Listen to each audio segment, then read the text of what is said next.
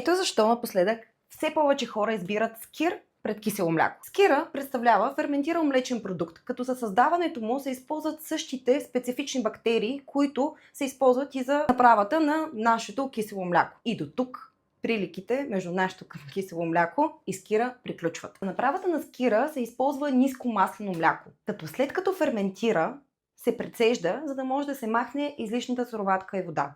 По този начин концентрацията на протеин вътре в самия продукт е много по-висок, отколкото тази при нашинското кисело мляко.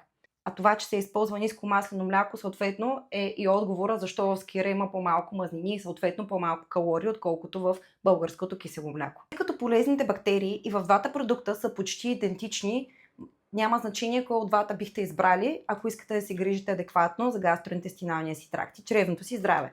След като знаете всичката тази информация, вие какво бихте предпочели? Кисело мляко или скир? Напишете в коментарите.